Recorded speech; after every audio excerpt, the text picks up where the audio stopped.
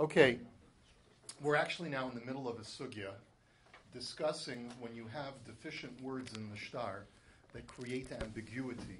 And the general rule is that the burden of proof lies with the extractor, the person who wishes to use a shtar to extract money from a person who is holding the money, has the money in his bank account.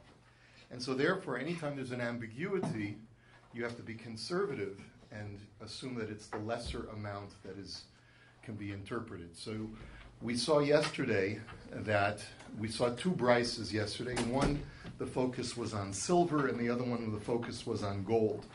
If the word kesef, silver, is used in the shtar, just the implication of kesef implies a silver dinar, because the word coin is also, or currency is also mentioned in the shtar. If a person had said kesef bidinrin, if he says kesef dinrin, kesef dinars, so then that's a minimum of 2. And to be the most conservative, you'd have to say that he couldn't collect more than 2. If it's kesef bidinrin, if it's silver for dinrin, that letter beis implies there's an exchange taking place. And therefore the assumption is that he's saying you owe me kesef that is evaluated with dinarim of another type of dinar other than silver. The only other type of dinar that is used is gold. And therefore, this promissory note is worth much more. It's now worth 2 golden dinars, which is 25 times a silver dinar, and not a silver dinar. Okay, that's what we had seen yesterday. And then we saw the second brisa that we saw has to do with gold dinars, and it was pretty much the same, much of the same. But here, instead of saying kesef, it says zahav or dahav, which is the Aramaic word for gold. And the same idea. If it says dinarin zahav or zahav dinarin, it means no less than 2 golden dinars. And if it says zahav bidinarin with the letter beis, it means that there's an exchange going on. And that exchange implies that you owe me gold that is equivalent to 2 silver dinars. Again, a much lower amount. So we're up to Omar Mar, Daf Kuf Samechei Amid Beis at the bottom line. Dahav ein pachos midinar dahav. If the shtar just says the word gold, the implication is no less than 1 golden dinar is owed on this shtar. A manaska, but maybe it's a gold bar or gold ingot, which is less than a golden dinar. So Amar Rebbe Lazar, de Kosov Matbeya. Here too the same answer that we saw yesterday, because the word coin is also included, or currency is included in the shtar as well. Ve'ema priti. Priti de dahava. I'm sorry. Ve'ema priti. The next question is, maybe it's not golden dinars, but golden prutas. In other words, a pruta is like a penny. A dinar is like $1. So how do you know it's referring to golden dollars? Maybe it's referring to golden pennies. And the Gemara answers, Priti de dahava lo avdi inshi. Because when people make coins, they don't mint pennies out of gold. The smallest, in general, when we're dealing with currencies, the smallest denomination of coin that is minted from gold is a dinar, not a pruta, not a penny. Now, zahav b'dinarin ein pachos mi b'shnei dinarin. Then we said, zahav b'dinarin ein pachos mi b'shnei dinarin kesef zahav. Then what the implication is that you owe me gold that is equivalent to 2 silver dinars. Okay, so that's not a lot compared to what a golden dinar is worth, but because he used the letter beis, he's using an exchange. He's saying gold for a dinar of a different metal base. Okay, ve'ema dahava pricha. So the Gemara now says, ve'ema dahava pricha, betray dinrei dahava ka'amar. And the Gemara's question is that, like the Rashbam says, just because you have the letter beis in there, which says that there's being an exchange being made, why are you assuming the exchange is made between gold to silver? You're saying, you owe me gold that is bi something, in exchange for something else. So you're saying the exchange for something else must be a different metal standard. It's not gold, so it must be silver. But why are you jumping to that conclusion? Why don't you say that perhaps what it means is that instead of you owing me gold in a dinar form, you owe me gold in a pricha form, betray dinare dahava, meaning that I lent you gold ingot or gold pieces or gold dust that is not in coin form, and you owe me that much gold in return that is equivalent to 2 golden dinars. Yes, it's true the letter Beis implies an exchange. You're giving me something different from what I gave you. But instead of assuming that it's silver for gold, assume that it's gold for gold. And what I mean is, you owe me enough gold ingot to correspond to 2 golden dinars, not 2 silver dinars. Substance. What? Form over substance in a different form rather than different substance. Right. However you'd like to phrase it, but the point is that why are you jumping to the conclusion that he means to make an exchange or an equivalency between gold and silver? Maybe it's between gold and gold, just in 2 different forms. So the Gemara answers, Amar Abaye, Yad Bal Hashtar al HaTachtona. So the Gemara answers, I'm sorry. So the reason why I was thrown off is because I mispunctuated it. The Gemara's first question is, Ve'ema priti, brihiti dadahava lo abdi inchi. So people don't make prutas out of gold. Then, dahav bedinarin in pachos mishmnei dinarin kesev zahav. The Gemara's question was, Ve'ema dahava pricha betray dinarei dahava kamar. That's the question. So Amar Abaya answers, Yad bal hashtar ala tachtona. The answer is, you're right. Beis, the letter Beis implies an exchange. We're making an equivalency exchange, right? It could mean an exchange of gold for silver. It could also be an exchange of gold ingot for gold coin. But since we don't know, we have to estimate the most conservatively and therefore assume that it's the lower amount. So we could either say that you were referring to gold dinarin, or we could say that you were referring to silver dinarin. We're going to therefore assume that it's silver dinarim because it's the more conservative amount. We change the gears according to the Marshal over here, and he asks as follows, Ihachi Reisha Nami, if that's the case, then why didn't you estimate conservatively in the Reisha as well? And what that essentially means is that the Rashbam says that there are 2 parts to this question. In the brisa that we saw yesterday having to do with silver, where a person said, you owe me silver bid-dinarin, equivalent to dinarin, we had said that means you owe me silver that is equivalent to 2 golden dinars. That's not a conservative interpretation. The more conservative interpretation is you owe me silver ingot corresponding to 2 silver dinar coins, which is much less than 2 golden dinars. And also in the first part of the second brisa that we saw, it says in the brisa dahav dinarin or dinarin dahav, golden dinars implies no less than 2 golden dinars, right? So why don't you say that it means no less than 2 silver dinars? And maybe what the person really means to say, ein pachos mishav shnei dinarin kasev zahav. And what it means is that you owe me so much gold that is equivalent to 2 silver dinars. Maybe that's the way you're supposed to interpret it. In other words, if you're striving for conservatism in your interpretation of the shtar, interpret it as conservatively as possible to make it worth the least amount, not the most amount. And the Gemara's answer is, Amar Ravashi, Reisha dekasav dinri, Seifa dekasav dinarin. So the Gemara's answer is that the reason why we interpreted those previous cases more liberally to assume that it meant golden dinars is because the word that is utilized in the brisa, in the shtar, is dinari without the nun sofit at the end of the word. When you have the word dinari, it implies golden dinars. When you have the word dinarin with a nun at the end, it implies silver dinars. And this is a totally new linguistic technicality that the Gemara is catching us on. And it's basically suggesting as follows. You're right. If the word dinarin is used, then the assumption should be that it's referring to silver dinars. If the word dinari without the nun is being used, you should assume that the implication is golden dinars. And this now becomes the new standard. Now you no longer have any ambiguity. Dinari means one thing, dinarin means another thing. Okay. Now, uminat temer d'shayna ben dinari ledinarin. The Gemara's question is, where do you know that there's such a difference? Where did you get this linguistic distinction? I'm sorry, what was the question? What do they use just the singular dinar? Well, then you have to look at the context. Dinar could sometimes mean silver, sometimes mean gold. Usually it would be modified with either zahav or kesef. And then you'd have to look at the context. But if it doesn't, you'd have to go for silver.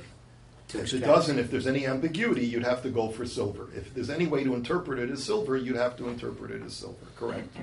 Now, how do you know that there is such a difference between dinari and dinarin with a nun?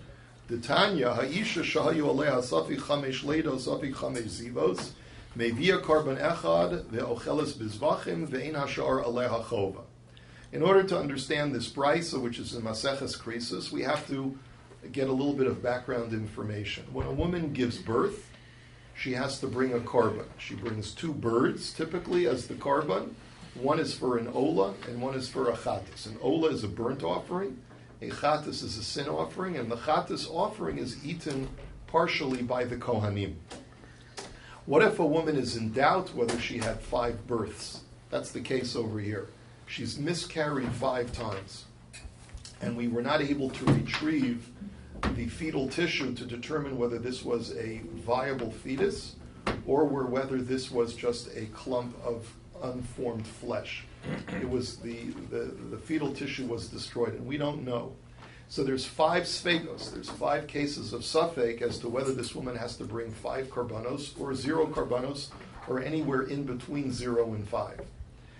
Another example is if a woman lost count of her regular menstrual cycle and she bleeds for 3 days consecutively.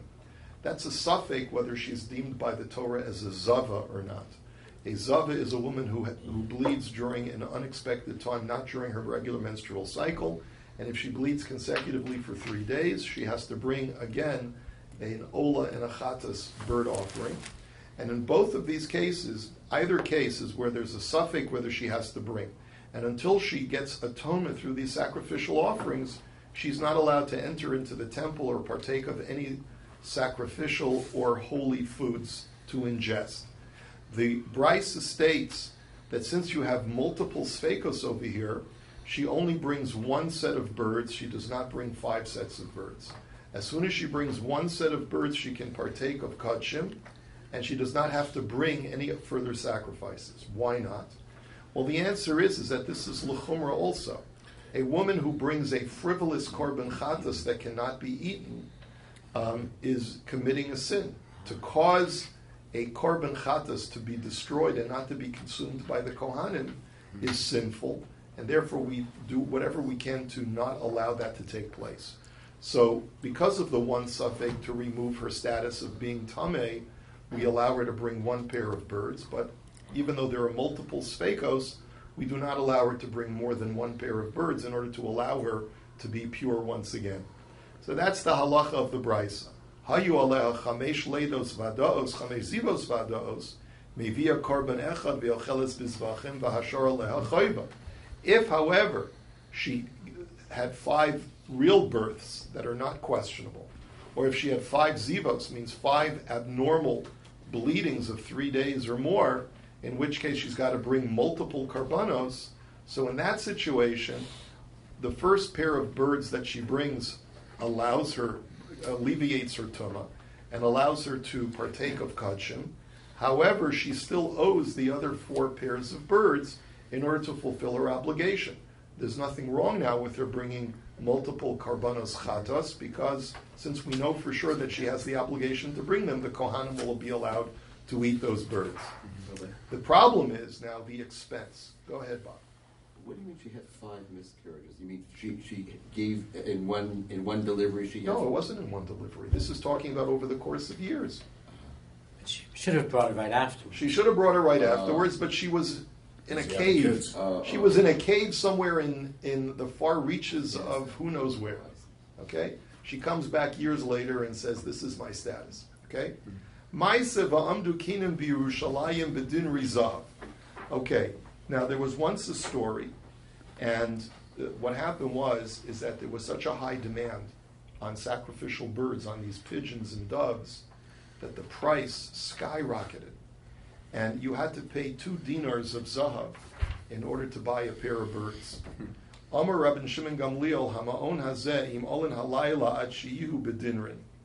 He therefore took a vow, Rabbi Shimon Gamliel, and he says, I do declare by this holy place that I will not sleep even a night until I make sure that the price goes down to dinarin instead of dinari. So this is the proof text that we're bringing, that the word dinari means golden dinars, and the word dinarin means silver dinars. I swear that I'm going to reduce the price now, because this is onerous upon the Jewish people. Nechnas lebeistin v'limeid ha'isha shahayu aleha chamesh leidos vados, chamesh zivos vados, mevia karban echad ve'ocheles bizbachim ve'ena sha'ar aleha chayra. And therefore he entered into the Beis Din. I assume he's referring to the Sanhedrin here, I'm not sure. And he makes a very loud declaration and says, I paskin that from now on, if a woman has multiple obligations of karban, for multiple births or for multiple ziva bleedings, even if it's clear that she has these multiple sacrificial obligations, she only has to bring 1 pair of birds, and the rest she's exempt from. So this now reduces the demand. Supply is the same. The demand now is going to go down. So what happens when you... Basic economics. Basic economics. What's going to happen? So va'amdu kinim bo bayom berivasayim. The pair of birds went down to a 1/4 dinar of gold, of Invest silver. in bird futures. Right. He was able to... See how much power rabbis had in those days? Yeah. Story about fish, right? When fish was... I'm saying in the kashrus industry, sometimes this could really... Sometimes you can manipulate the kashrus industry also by rabbinic declarations. Isn't there a story about that? All of a Fish sudden, for a rabbi Friday. just has to say, this is no longer kosher, and then the price of the other commodity skyrockets, right? But of course, you learn from this story that a rabbi is not supposed to inflate the prices; he's supposed to reduce the prices. That's the goal. Okay. Anyway, got to keep in mind the needs of the consumer, right? I think it's great what's going on right now in our community. There's price wars going on in the supermarkets because of this Facebook page, where it immediately posts where you can get the better deal on this, meat, on this, on that.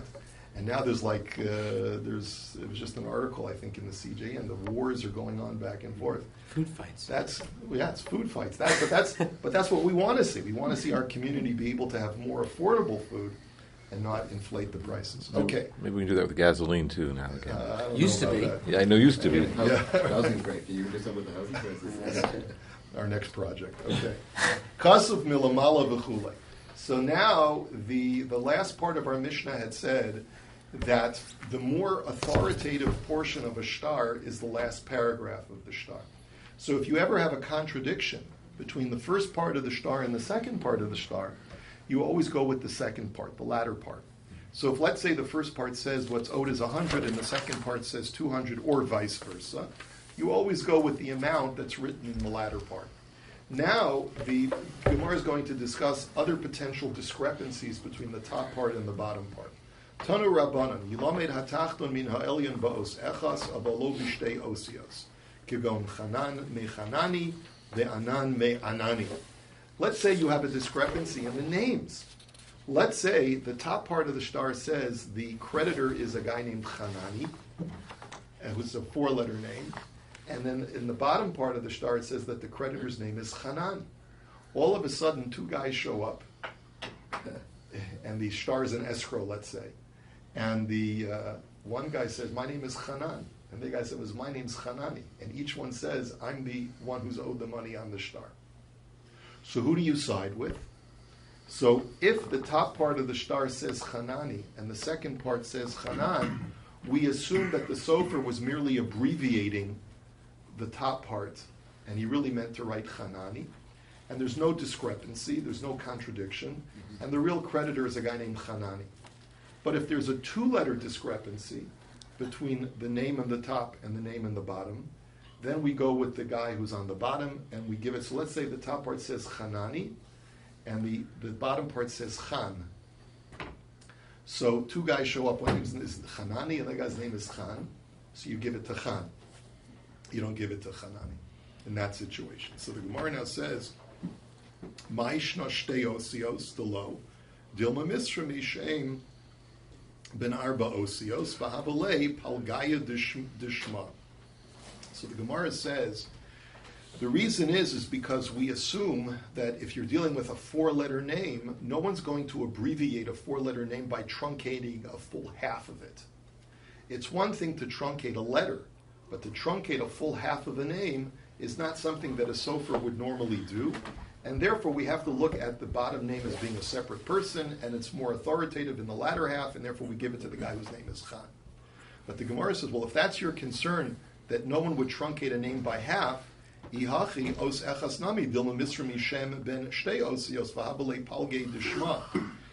if the issue is half, a half truncation, well then why should two letters be the criterion, even one letter? What if the top name on the star is Dan, which is a two-letter name, and then on the bottom part of the star it's just, the guy's name is Da, just the letter Dalet, right? So that's a halfway truncation, and it's only off by one letter. So you should say that even if it's off only by one letter, you stick with the guy whose name is on the bottom. So Ella, right, there are people whose name, they only have a one-letter name. I can't think of anyone in Hebrew who's got a one-letter name, but there are people. Tim, remember the head of the UN was Tim. Okay. Yeah. Harry S. Truman, right? S was his middle name. You know that. No. Was it not his initial? It was not an initial. Oh, cool. Harry S. Truman. S was a full name. It was not an abbreviation. There was no period. You know what all the S's There's no mean? period after the S. Anyway, that's just a little piece of trivia I picked up in 6th grade. So Ella, shtei osios hainu taima dilma misrmi shem ben shalosh osios v'habale ruba dishma. So the real reason is not because the truncation of half a name is going too far, but truncate a name by more than half is going too far. No sofer would ever truncate a name by more than half. So the minimum you can have such a thing is a letter of three, a name of 3 letters, and if it would be truncated by 2 letters, that would not be considered a truncation. That would be a totally new name. So if you have a guy whose name is Hanan in the top, and then just the letter Ches in the bottom, so that indicates that the person's name he's not truncating Hanan, because no one would truncate the majority of a person's name, and therefore the person's name is really Cha, if that's such a name, and that's who we would give it to if a guy named Cha showed up and said, I'm the creditor. So that's the reason why 2-letter discrepancy is the criterion, because of the situation where 2-letter removal is a truncation of more than half of a name. In many instances, the rabbi said across the board, if there's a discrepancy of 2 letters or more, then you say that there's clearly a disagreement between the top and the bottom. And if there are 2 people, one whose name is X and one whose name is Y, you go with the name that's in the bottom part of the star, not the top part of the star. Amar Rav Papa, Pshita li saful milamala v'kaful milamata hakol holich acher hatachta. Boy Rav Papa, kaful milamala v'saful milamata mai. Mi chayshinan lizavuv olo. It's an interesting question. You see, the words saful and kaful it's debated among the Rishonim what these words mean. But we'll just, for simplicity's sake, we'll explain the way some Rishonim learned, that these are 2 different types of measurements of what is owed by the debtor to the creditor. Saful means one thing, kaful means another thing. It doesn't really matter which one is larger, which one is smaller, as you'll see in a moment. But let's say the top part of the star says saful, and the bottom part says kapul. So we know that no one would, if they meant to write a samach, they wouldn't write a kuf. Because a kuf is a 2-stage process. You write the top part, and then you write the bottom leg of a kuf. So if your intention was to write a samach, you would never write a kuf by accident, right? So therefore, if the word saful is written above, and the word kaful is written below, so then clearly there's a discrepancy, and you go with the second paragraph, which is kapul, and that's what is meant. That is the amount that is owed in the shtar. But what happens if the word kapul was written above, and the word saful is written below? Here, it's not necessarily that there's a discrepancy, but maybe what happened was that a fly came along while the ink was still wet and erased the leg of the kuf and smeared it on the top part to make it look like a samach instead of a kuf. Maybe that's what happened. Is that possible? And therefore the interpretation would be safel and not kafel. So the Gemara says take. We're not really sure about that. Hahu da'avakasav bey shismeya v'zuza. There was a fellow who, written in the shtar was this ambiguous term, 600 plus 1 zuz. You owe me 600 plus 1 zuz. So Rav Sharvia Kamei de Abaye, Sholcha Rav Sharvia Kamei de Abaye, Shismeya Istiri Vizuza, Odilma Shismeya Priti Vizuza. So what is meant here? Now the word Istiri is debated among the Rishonim as to what this word means. Some say that it means it's another word for zuz. So what he's asking is, does the guy mean to say 600 zuz plus 1 zuz, meaning 601 zuzes? Or maybe he means to say 600 pennies plus a zuz. So Amar Le Dal Priti Delok Sivi Bishtara Dasuchi Mesachin Lahu Umashvi Lahu Zuzi. So Abaya says it certainly can't mean 600 pennies, because no one in a shtar would write 600 pennies. They would convert it to the larger denomination. You would say $6, not 600 pennies in a shtar. No one writes a shtar like that. So the word 600 can't mean anything less than dollars. Even though it's a larger amount. Even though it's a larger amount, but there's no way to interpret it to the smaller amount. So Mayomar Shis Meya Istiri Vizuza Yad Bal Hashtar Al Hatachtona. So what's the alternative? So the Rach has the girsa like this. What's the alternative? To say that it means 600 istira, which is the word istira over here does not mean zuz, but it means a sela, which is twice a zuz. And so therefore, maybe what it means is to give him more than a 600 zuz plus 1 zuz, 601. That we surely wouldn't say, and therefore we reduce it to the amount of a zuz. So that's one way of learning it. That's the way the Rashbam says what it means is that it means 601 zuz is the most that you can give him, even though the istira is potentially a larger denomination, which is more common, but nevertheless, since there's ambiguity, you go with the more conservative amount and make it 601 zuz. The Rach has a different girsa, and the Rach says that what it means is that an istira is a half of a zuz. And so even though the word zuz is referenced to that 1 zuz in the shtar, but since 600 is ambiguous, you would give him 600 half zuzes plus 1 full zuz, because you have to interpret it as conservatively as possible. And people might write that even though they wouldn't write a pruta. That's right. Okay, and this is where we'll hold it for today. Wishing you a good Erev Shabbos and good Shabbos, Rabbi Tanan.